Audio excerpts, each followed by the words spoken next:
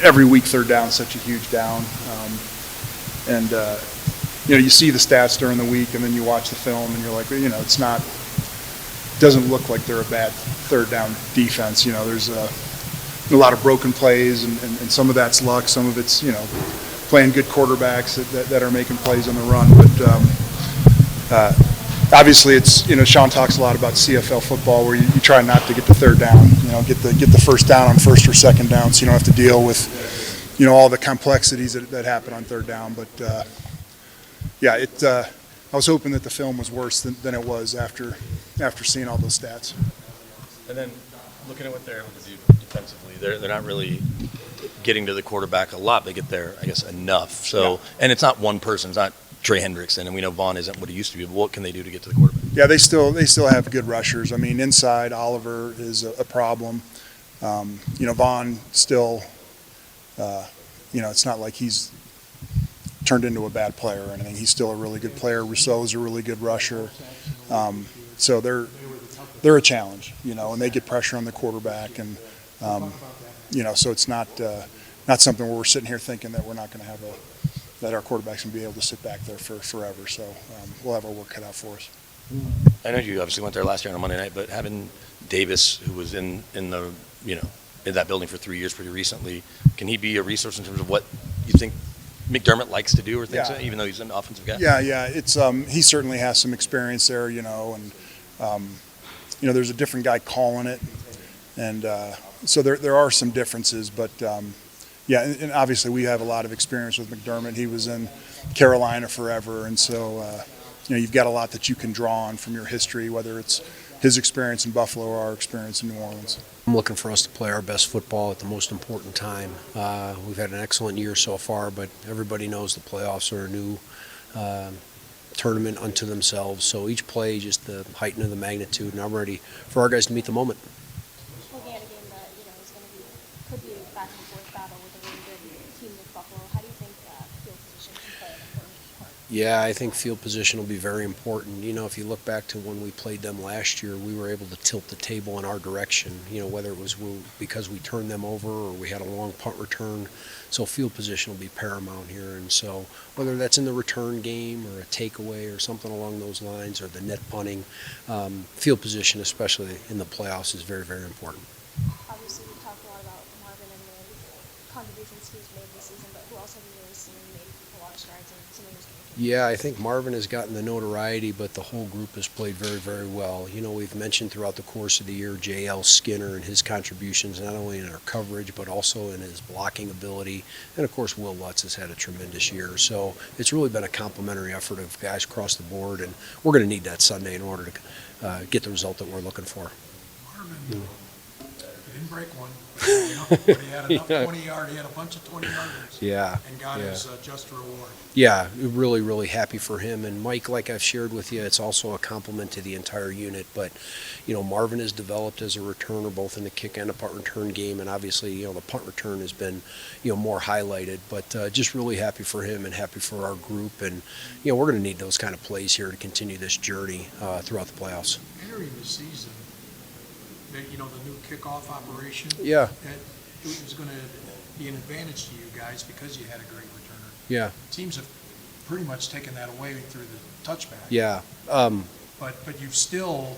Yeah, we're still ahead in that area of the game, not as much as you might have thought, and that's just a big function of the number of returns that you've ended up getting. And obviously, people have chosen not to kick to, that player, so that still gives us that field position.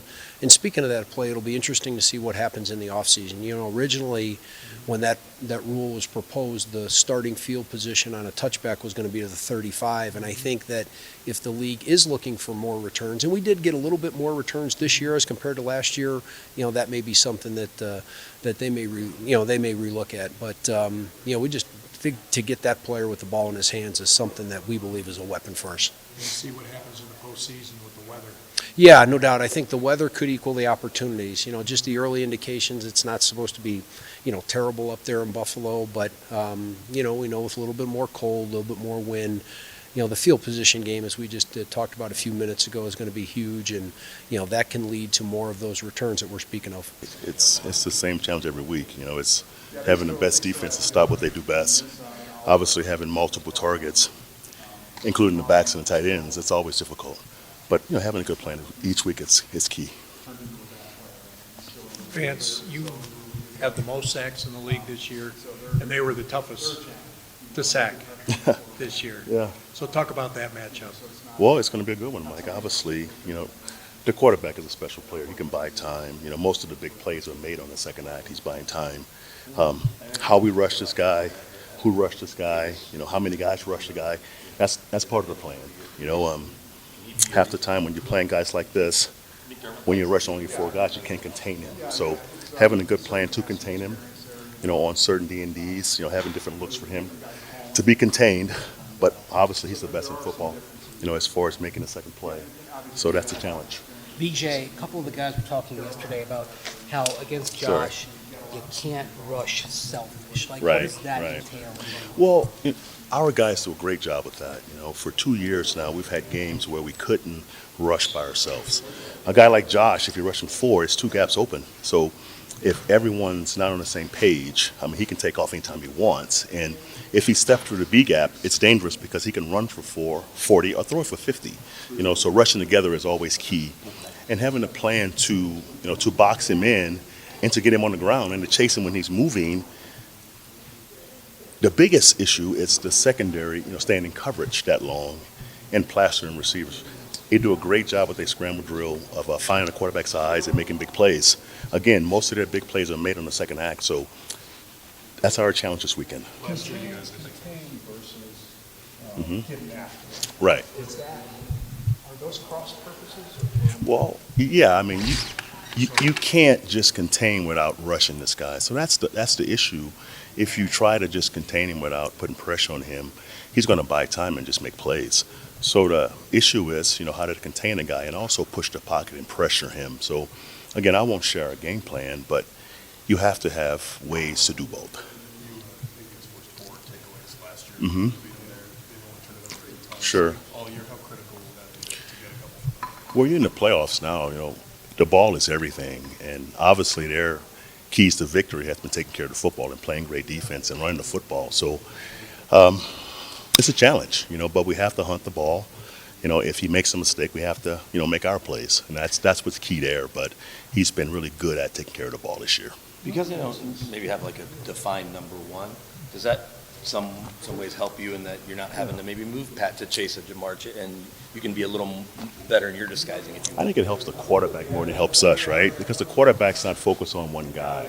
It allows him to be true to his reads and to find an open guy. So it helps the QB more than it helps us. Obviously, Pat's going to have his role, in this game. Most teams have avoided Pat, so we have to find ways to help others and allow Pat to be Pat. In what ways do you feel like this defense has grown the most Yeah. over the course of the season? And how much more ready are you Yeah. any work each week? I think we've grown, obviously, with our depth. Having some injuries in the secondary. Abrams Drains played well for us the last couple of weeks, so that's good to find a young corner who can help us. I think Riley Moss has obviously, had some good times this year, and he's growing every single week. Our front has played great all year, and that's been our lead, lead group. As far as defense has gone, stopping the run, rushing the passer has been improving every single week. The game plans have grown every week to kind of, put some fires out. And the guys take to it. It's a smart group. They work at it. And, playing in these big games the last month, that should help us on Sunday morning. So, I'm excited to watch us play. Go ahead. The Jets reached out to interview for head coach. Sure. How honoring is that, exciting is that for you? And how do you Yeah, balance that yeah. this week when you're obviously Of course. It's flattering. Obviously, it's not my first time going through this process. But for me, my best resume is winning games. So my focus is Buffalo on Sunday morning. And when that time comes, I'll spend some time on that. But right now, it's all Buffalo. It's flattering. It speaks to our team success. When guys are getting honors like that, players are making Pro Bowls, coaches get chances to move on to higher positions. But it's all about the team, right? So it's the biggest game we've had in Denver for a long time, so, all of my time is on Buffalo and helping us win this game. That's fair. Yeah. I wasn't sure, but I can say I wasn't worried about it. I wasn't chasing it. I wasn't worried about it. I think, again, if you win games and you're a good coach, it speaks for itself, and I hope to have a chance to do it one day again, but I'm not chasing it. I'm not worried about it. My focus is this team and winning the game on Sunday morning, and that's honest. Vance, you were around Vaughn, he's Pro Bowler every year, and, Sure. and saw him. He was great. Do you see similarities between Vaughn and Nick at all? Come on, don't do that to me. I mean, Nick's a fine player, but Vaughn's done it for a long time. It's Nick's first year making all these teams and having a great year. Obviously, he has some of those similar traits, but what makes you a great player is obviously longevity and doing it multiple years, and he hasn't done that yet. You've been around a lot of great players with what Pat's doing this year. How deserving do you feel he is of Defensive Player of the Year honors? He's definitely deserving, for what he does for our football team and what people don't see. If I place Pat in a certain spot of the field, man, the ball never goes there. So for a coordinator, calling defenses is so perfect for me. So yeah, it's tough for a corner to get recognized because when he's covering his guy and the ball doesn't go there, no one knows that, right? But he's played great. He's a dominant player, obviously. If he wins the award, I wouldn't be surprised by that. Time for two more. Coming out of camp, how confident were you? You mentioned the front. Yeah. I mean, did you know what you had at that point in the front? And you said, okay, we can work with this? I think after preseason, I kind of knew what we had. The front played well from the spring until the summer, and it was a dominant group. Once we changed how we played up front, you can see the explosiveness and the pass rush. So that wasn't a surprise to me. I knew Coop and Nick was good enough on the edge. Our inside push wasn't good enough the year before. So once JFM, came here and pushed the pocket along with Zach, I knew it was going to be better because the outside guys were good enough. Having Riley Moss show up, how he's shown up, that was the difference, opposite of Pat. That's the hardest job on our defense, right? And he's taken to it. He's tough. He's smart. He's resilient. So that I saw early. But you never know, But the guys every week have taken challenges, and it's a bunch of guys who are just trying to prove themselves. So how we practice, how we prep, it's like week one every week, So that's fun to watch. I mean, it's week 18, 19. It's still a full speed practice. So having a chance to improve with this young group has been important for us. And practicing and how we practice has been important for us. Time for one more. Riley, to go back to the Jets game, if I remember. Sure. That last drive, Mm-hmm. it seems like Robert said, okay, I'm Absolutely. this guy. Absolutely. He got him once, and then Yeah. later, Mm-hmm. he didn't get phased by it. Right. And again, it's been that way all year. I mean, he's covered his guy, well, all year. But, no one's going to throw at Pat consistently. But Riley's, I mean, he's been good all year. And again, he's a corner, so when the ball's not caught on him, no one knows that. But he's doing his job at a high level, and that's been the key for us.